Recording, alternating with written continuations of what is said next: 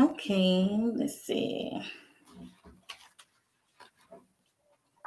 Hey guys, I'm Maha, the author, for the ones who are watching already. This is my first time going live and doing Read with Maha. I do have part 1 through 8 of Read with Maha on my page. If you look in the chart, you can click that link and it'll take you to the whole playlist if you need to catch up on Read with Maha. But this is part 9. Again, I'm reading A Savage Love She Can't Deny. A little backstory: I am an author. I write urban fiction, women fiction, and finna get into erotica. So every week I'm gonna go ahead and read a chapter for Read with Maha. I'm almost finished with this book and I can get started on another book. But if you like the book, I do have the link tag in the description bar for my ebook and my paperback. But I'm gonna go ahead and get started. And I'm just gonna start from part 8. So this is part 9. So Tina. It's been 2 weeks since I've been in the hospital. Thank God I worked out of town and was checked in under my middle name. Even though they found drugs in my system, the many different pills I took was what took me out. As I knew it, my life was headed downward. That night after the threesome, I hated myself. Never mind the fact that it happened 2 more times after that. Todd loved that girl on girl action, and the dope didn't make it any better. I wanted to end my life. Reggie was gone, so I had nothing or nobody until now. Hello, I'm Dr. Thomas. How are you doing? I'm doing a lot better. Well, considering, right.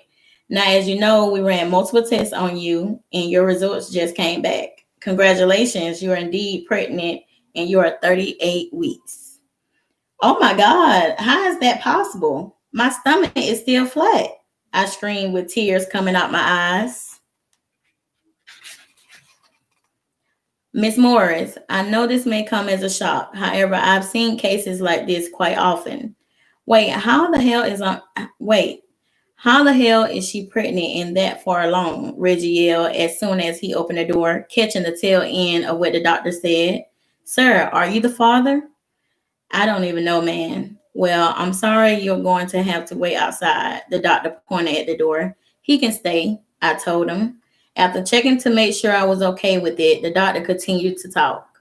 Okay, as stated before, we took tests that were needed, and you are 38 weeks pregnant. We are going to have to induce the labor and take the baby early. What do you mean take the baby? Reggie asked, meaning that this is a high-risk pregnancy. So Ms. Morris will be induced for a C-section immediately. I was in shock. My eyes were as big as saucers. After hearing what the doctor had said, as in me, as in I, somebody mama, I guess this was payback for all the abortions I had got. I wasn't ready to be a mother before, and now I was forced to be one. I can't believe this shit, Reggie mumbled as he sat in the chair in the corner, dumbfounded. That made me happy. One thing I knew about him was that he was a softie. At least that bitch Tay will be out of the picture soon. Not a minute less since the doctor gave us the news, the night nurse rolled in the monitor. She hooked me up to the IVs and wrapped a belt around my stomach. Hearing my baby's heartbeat was the first time brought tears to my eyes. After another 30 minutes, the doctor came back in and said it was time. Sir, if you can hurry and put these on, the nurse said to Reggie. He looked like he wanted to object, but he didn't. Despite anything we've been through, I knew for sure he wanted to be there to see his child being born. They wheeled me through the hall and where I assumed everything was going to take place. In the room, there were more nurses. They were preparing me for surgery. As I laid on the bed, praying for it all to be over, I was shocked to see that Reggie had grabbed my hand. It warmed my heart to see that he didn't totally hate me. I was nervous. The minute I heard my baby cry, a feeling rushed over me. I couldn't explain it. I didn't know if it was a boy or girl, but I knew it was mine. It's a boy, the doctor shouted as he held the little person up so I can see him. The smile on Reggie's face was priceless. Afterwards, they took him over to get cleaned up. I tried to take a deep breath, but it was no use.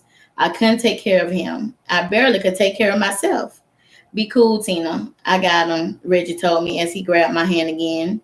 That made me feel better. After a few minutes, he was handed over to me. He was perfect. How in the world was I blessed with a perfect baby? I didn't know. As we got in the recovery room, I laid there and witnessed Reggie smile while he sat in the chair as before, holding his first son. Thank you, he said. For what? For finally having my baby. He's perfect. Zane. I stretched my arms as I looked over at Tay. It seems like yesterday went by so fast. One, I didn't mind continuing every day like this. She cooked last night, we watched a movie, and we fucked the whole night away. It's been a week since I moved into my new place. Now it was completely furnished and looked way better than it was empty. She moaned as her eyes fluttered open. I leaned over to get my phone off the nightstand. We damn near slept the whole day away, given we had the same routine for the past few days. We woke up, ate, fucked, and showered. Woke up, fucked, showered, and slept. 10:30, I told her as I realized I had a few missed calls and a voicemail. I can't believe we've been sleeping all day. I don't know why. You've been wearing my ass out for real. You so crazy, I swear. I love you though. I confessed before I lifted her face by her chin and kissed her lips. She was silent as she stared back at me. The shocked look on her face made me think it was too soon. But fuck it. I knew how I felt about her, and I knew it was deep. I just had to get it off my chest, but I wasn't pressuring her to say it back. Damn, I'm tripping, I mumbled as I laid back on my back, looking up at the high ceiling. Tay moved a little under the covers and threw her legs over my waist, so now she was straddling my lap. I love you too, she let me know without hesitating. Before she leaned down and stared at me, she kissed my lips. I wrapped my arms around her waist as I felt my dick get hard underneath her. As soon as I lifted her up, she inserted my dick inside her and started bouncing up and down like crazy. Her titties had a mind of their own, but began sucking on one nipple at a time. She continued to moan loudly. Fuck, fuck, fuck. Why are you trying to make me nut? I grunted. She ignored me and continued to slowly grind on my dick. My shit was ready to bust, and I knew she was too. By the way, her body had tensed up. Say, Mom, hold up, I groaned. She moaned as she continued to grind faster. I couldn't hold my shit any longer. Her looking down at me gave me the courage to bust right inside of her. The minute I released, she was right behind me. Oh my God, that was so good, she let me know as she fell onto her back, clearly spent. Baby, who keeps calling you? Your phone has been ringing off the hook, she said. I know, right? Shit, whoever it is ain't important right about now. So as I said that, my phone rang again. I reached over and answered it without even looking at the phone number. Hey, who this? I didn't fuck around with too many people, so I couldn't tell by the voice. All I knew was they better had a good reason for calling me after nut I just bust. Is this Zane Carter? A man on the other end of the phone asked. Who the fuck is this? I spat. It's been a minute since anybody called me by my whole government. Sir, am I speaking with Zane Carter? He repeated again. I saw Tay was now looking up at me again, wondering who was on the phone too. I scooted up on the headboard before I spoke again. Look, ain't too many people got my digits, so if you want to say something, you got about 1 minute to start talking. Okay, sir. By your tone, I'm sure we have the right person. Yeah, nigga, not speak, I screamed. This man was really trying me. Shit, a nigga ain't even got out of bed yet. I'm sorry for calling you this late, but this is Detective Lake with the Columbus Police Department. Are you able to come down to the hospital right now?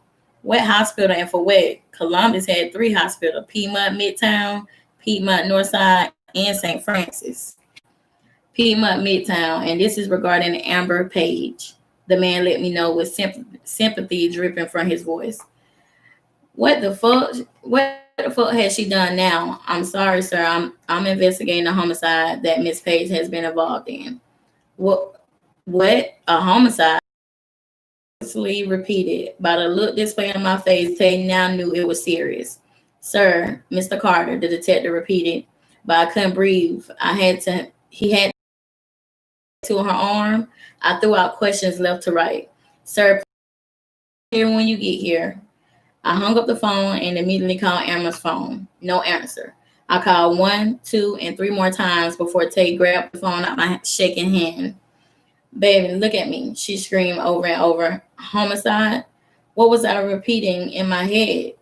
I lifted my naked body from the bed and walked to the bathroom in my room. Still ignoring Tay, I hopped in the shower. Zane, she shouted.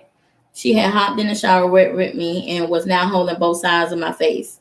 I closed my eyes tightly and took a deep breath before I opened them back. Please, Zane, answer me, she cried as she kissed my lips.